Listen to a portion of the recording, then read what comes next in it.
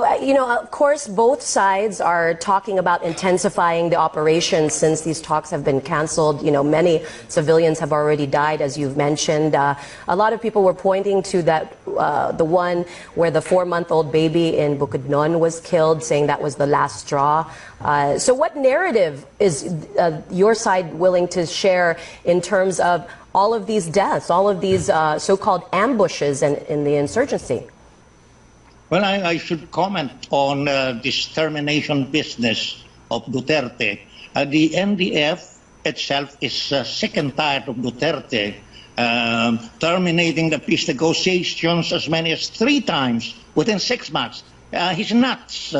If you have a guy like that terminating the peace negotiations, especially this recent case in which there is already a package of 3 agreements drafted by the negotiating panels.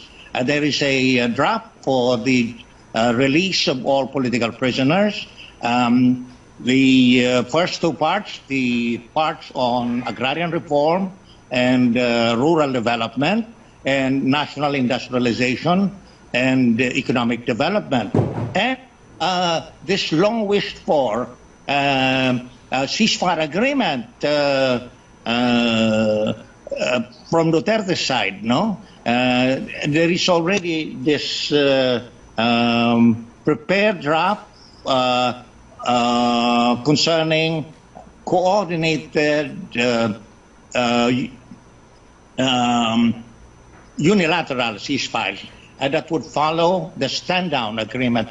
And Duterte made a statement that the NDF ignored a stand-down. There is an agreement to have a stand-down as soon as the 5th round would have started, but he messed up the whole process. And he showed a lot of ignorance of the process. I saw how disgusted his negotiators in the face of Duterte's, rash statements and rush to terminate the peace negotiations.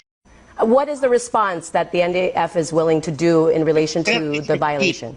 He was, as soon as he assumed the presidency, he waged an all-out war against the revolutionary forces under the guise of continuing Plan Bayanihan of Aquino.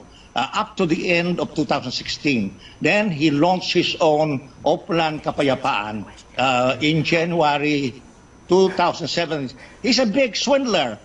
He was giving the impression to the NPA, to the National Democratic Front of the Philippines, that he would like to become the first left president, and he was a socialist. It turns out he's a national socialist of the Hitler type. Mr. Sison, I want to start with you because, before we get to the reaction to what Duresa said to ANC yesterday, I wanted to ask you first about the recent clash in Batangas. 14 communist rebels dead, 2 wounded, 5 on the government side were wounded. And, this happened since the talks were canceled and Duterte saying he would classify the NPA as rebel terrorists, as terrorists. What is your reaction to at least the Batangas incident that just happened?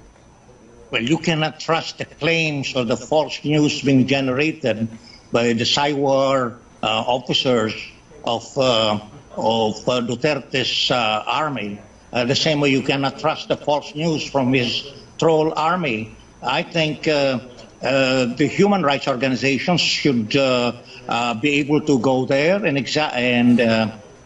investigate whether there has been a real fight between the New People's Army and the reactionary army. You know pretty well, there are many cases now, killings, and there are quick accusations that the victims are NPA rebels, but in fact they are civilians. And so we have the reign of falsity, lies coming from the Duterte regime. So we should be careful. We should try to investigate the veracity of all these reports.